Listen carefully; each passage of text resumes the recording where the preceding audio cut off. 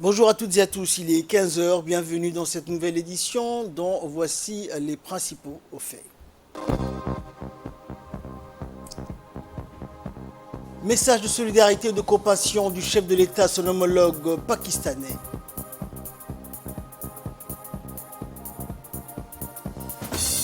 Et dans l'actualité internationale, toujours au Pakistan, près de 900 établissements de santé endommagés selon l'OMS. Bonjour à tous. Le président de la République, Ismaël Omar Guelleh, a dans un message adressé hier à son homologue pakistanais, Arif Alvi, fait état de sa compassion et solidarité avec le peuple frère du Pakistan sous le coup continu de plusieurs mois d'une catastrophe naturelle hautement dommageable, source d'un nombre de victimes s'élevant désormais à près d'environ 1200 personnes, en plus d'avoir détruit des pans entiers de terres agricoles ainsi que d'autres infrastructures vitales à l'économie de ce pays. Le peuple et le gouvernement se joignent à moi pour exprimer leur sympathie et compassion à la nation sœur pakistanaise dans l'épreuve terrible de cette tragédie, a écrit le président Guelleh dans le télégramme envoyé à son homologue Arif Alvi. Je forme le vœu d'une prompte cessation de ce drame insoutenable qui frappe la nation sœur pakistanaise, a-t-il poursuivi, relayant sa foi en l'aptitude du Pakistan à surmonter rapidement les conséquences douloureuses et multiformes causées par les inondations ravageuses. Et justement, aux inondations concernant le Pakistan, près de 900 établissements de santé endommagés selon l'Organisation mondiale de la santé, alors que les efforts internationaux s'accentuent. Un commentaire de Fardus Hussein. Alors que les efforts internationaux s'accentuent pour venir en aide aux dizaines de millions de Pakistanais affectés par des pluies de mousson tombées sans répit depuis juin, près de 900 établissements de santé ont été endommagés dans ce pays, a annoncé mercredi l'Organisation mondiale de la santé. À ce sujet, l'OMS cite les séquelles de la pandémie de Covid-19, mais aussi des épidémies de choléra, de typhoïde, de rougeole, du VIH-Sida. Même avant les inondations actuelles, il existait une disparité importante dans l'accès aux services de santé entre les zones rurales et les zones urbaines. Plus de 6,4 millions de personnes ont un besoin urgent d'aide humanitaire, dont 421 000 réfugiés et plus d'1 millier de vies ont été perdues et près de 1500 personnes ont été blessées. Dans l'actualité également, dans le cadre de sa visite de travail dans la capitale égyptienne, le ministre de l'énergie chargé des ressources naturelles et sa délégation a été reçue deuxième jour par Dr Tareq Moulah, ministre du pétrole et des ressources minérales. Un programme de travail a été décidé conjointement, dont la partie formation se tiendra à Djibouti, et la délégation djiboutienne a également pu rencontrer le directeur exécutif du RUCRE, le Centre régional des énergies renouvelables et de l'efficacité énergétique, co-organisateur de l'événement, Dr Jamad Al-Karaz, en présence du directeur technique et d'un expert en énergie renouvelable. Le Dr Jamad a affirmé que son organisation est disposée à soutenir pleinement l'utilisation à large échelle des énergies renouvelables à Djibouti. Il a affirmé pour sa part qu'il est tout à fait envisageable d'impliquer le secteur privé dans la mise en œuvre de la politique énergétique de Djibouti par le biais d'une plaidoirie développée par le RUCRE. Le chef d'état-major général des armées, le général de corps d'armée, Zakaria Cheikh Ibrahim, a reçu donc à l'hôtel des officiers Hassan Bassouma ce matin le général Michael Langlais, nouveau commandant Africom à Djibouti. Cette première visite est la première depuis sa prise de fonction et une occasion de rencontrer le haut commandement militaire des forces armées djiboutiennes. Cette visite élargit le partenariat historique et permanent entre les deux forces armées.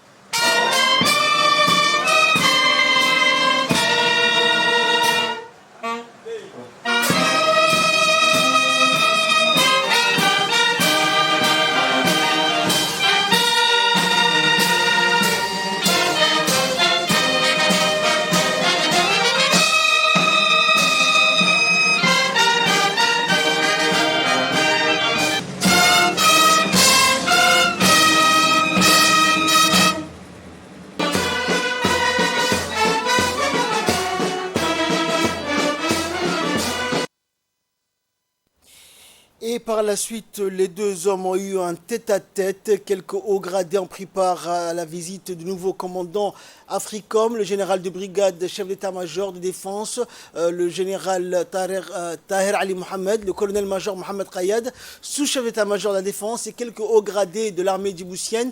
Le général Michael Langlais a d'abord honoré l'accueil chaleureux offert par son homologue, chef d'état-major général des armées, Zakaria Cheikh Ibrahim, et remercié d'avoir sacrifié son temps en son honneur. Le nouveau commandant AFRICOM a salué l'amitié historique entre les deux pays, amis et frères, et promet d'élargir durant son mandat la consolidation pour mener haut la relation particulière et bilatérale entre les deux nations.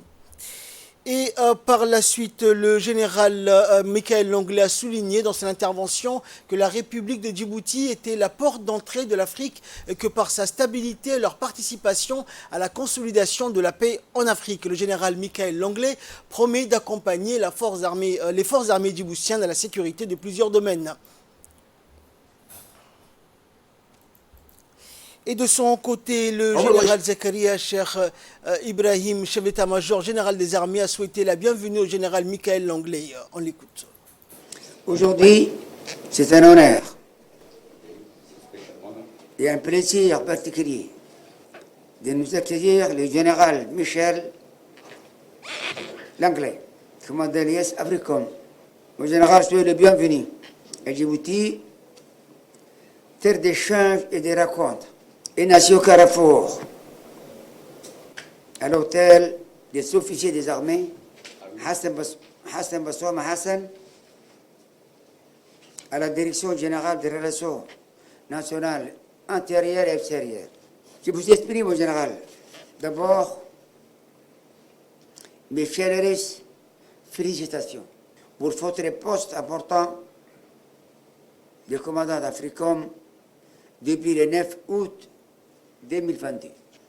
En raison de mon agenda, j'avais désigné mon adjoint, le général de brigade Daher Ali Mohamed, chef d'état-major de la défense, pour participer à la cérémonie de votre prise de commandement au Stuttgart en Allemagne. À titre de mémoire, suite aux événements du 11 septembre 2001, la République de Djibouti fut l'un des premiers alliés à soutenir les États-Unis d'Amérique dans la lutte contre le terrorisme ou de l'attribution des camps lémoniers des forces armées djiboutiennes aux forces américaines. À ce jour, CGTF, c'est-à-dire camp lémonier, constitue la seule base militaire permanente, le plus grand des États-Unis d'Amérique sur le continent Afrique. Alhamdulillah. La République de Djibouti, située dans une région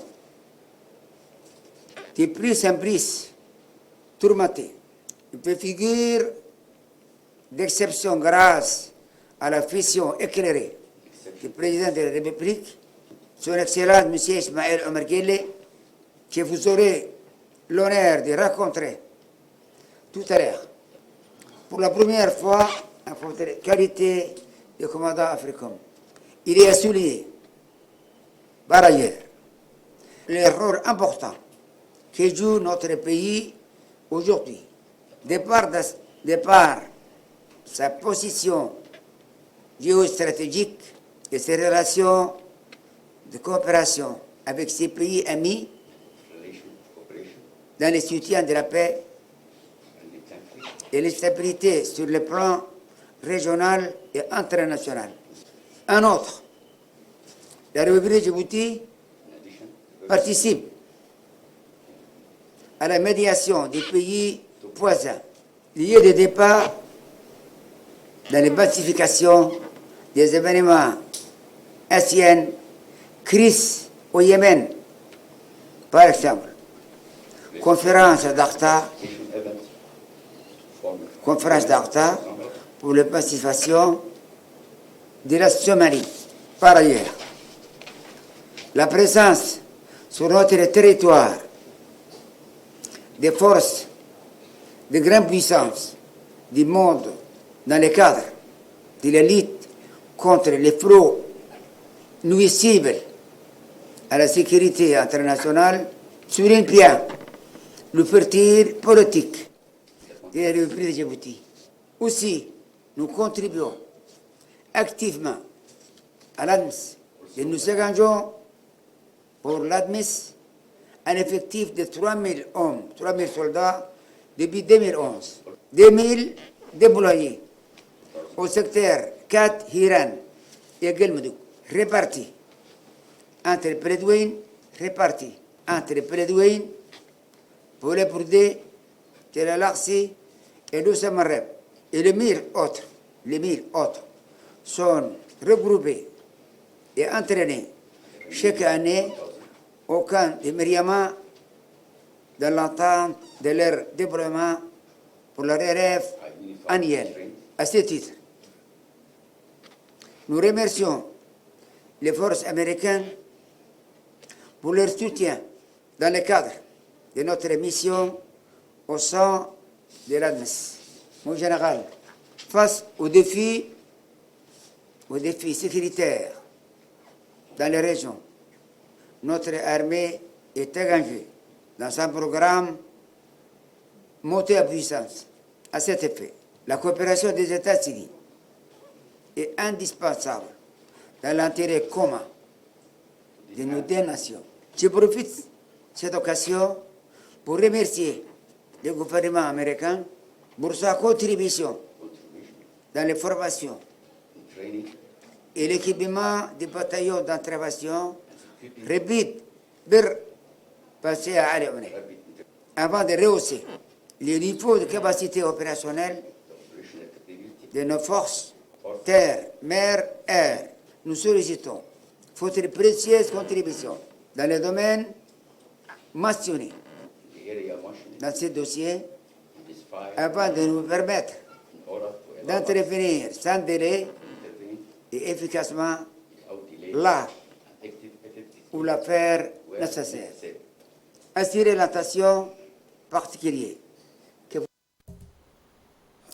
Et cette première rencontre entre le chef d'état-major général des armées et le nouveau commandant Africom s'est clôturée par un échange de cadeaux et la photo de famille.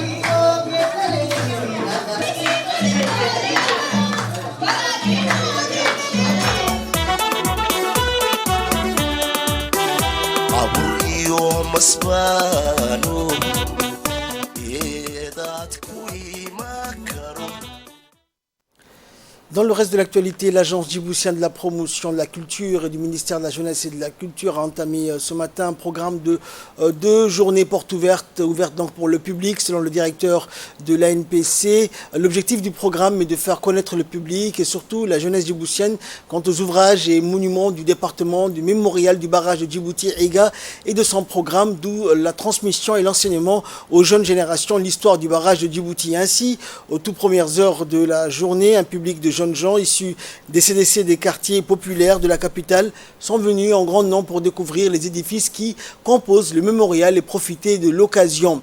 À leur arrivée, les visiteurs affluents en groupe ont été accueillis par le directeur général de la NPC et le chef du département du mémorial et son équipe. Une journée donc chargée. Chaque groupe a pu visiter les différentes parties du mémorial, à savoir la bibliothèque nationale, la salle d'exposition, la vidéothèque, mais aussi les ouvrages monumentaux où naguère était érigé l'un des 3 passages de rideau de fer.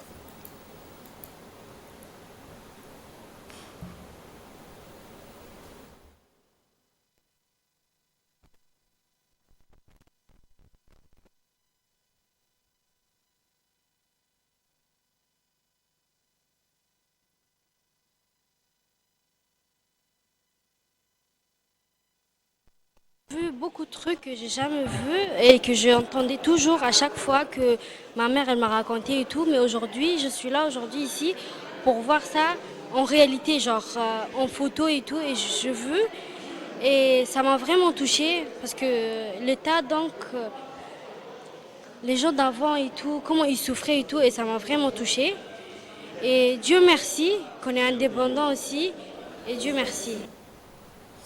Le centre de développement communautaire d'Obok a abrité hier la finale des tournois des jeux traditionnels qui s'inscrit dans le cadre des activités estivales lancées il y a quelques semaines par le ministère de la Jeunesse et de la Culture et présidée par le sous-directeur régional. La compétition a réuni plusieurs jeunes issus des différentes localités que compte la région d'Obok telles que Ouaddir, Orangar et a été donc honorée par la présence de nombreux représentants de la région d'Obok, notant également la présence des autorités coutumières et religieuses de la région. Et après avoir remis les trophées respectivement aux gagnants de la compétition, le sous-directeur régional d'Obok du ministère de la Jeunesse et de la Culture a pris le micro dans un premier temps pour féliciter les lauréats et remercier les invités. Il a souligné l'importance que revêt ce tournoi intra-régional et interrégional dans la sauvegarde des jeux traditionnels à travers des compétitions, tout en encourageant les jeunes à pratiquer davantage ces jeux traditionnels en vue de leur perpétuation. En nouvelles du monde à présent, le nord du Nigeria face à des inondations meurtrières. Cette rivière donc située à Maiduguri dans le nord du Nigeria est à un niveau anormalement élevé, la faute aux fortes intempéries qui depuis le début de la saison des pluies ont causé d'importantes inondations. Plusieurs personnes sont mortes, les dégâts matériels sont aussi considérables, certains habitants ont tout perdu. Cette montée des eaux a aussi été dévastatrice pour les terres agricoles. De nombreuses récoltes ont été inondées, réduisant à néant les efforts des agriculteurs. C'est le cas donc de Mohamed Ousmane, se déplacer interne dont la ferme a été inondée après des jours de pluie diluvienne, a assisté impuissant à cette catastrophe. Depuis le début de l'année, plus de 500 000 Nigérians ont été touchés par des inondations, dont 23 des 36 États que compte le pays. Les autorités ont promis que les personnes affectées recevraient une aide. Et enfin, en Ukraine, les inspecteurs de l'Agence internationale de l'énergie atomique attendus aujourd'hui à la centrale de Zaporizhia. Éviter une catastrophe nucléaire à la centrale de Zaporizhia, c'est l'objectif clairement affiché par les inspecteurs de l'AIEA venus en Ukraine. La délégation de 14 personnes menée par Raffaello Grossi, le directeur général de l'Agence internationale pour l'énergie atomique, est arrivée dans la ville de Zaporizhia. Une mission périlleuse et dont la durée reste incertaine. Les inspecteurs devraient arriver à la centrale située à 120 km par la route de la ville de Zaporizhia. L'AIEA dit avoir reçu des garanties de sécurité de la part des autorités russes et ukrainiennes. La semaine dernière, la centrale a été brièvement débranchée du réseau électrique pour la première fois de son histoire après l'endommagement de lignes électriques. C'est la fin de ce journal. Merci de nous avoir suivis. Excellent après-midi sur Télé Djibouti.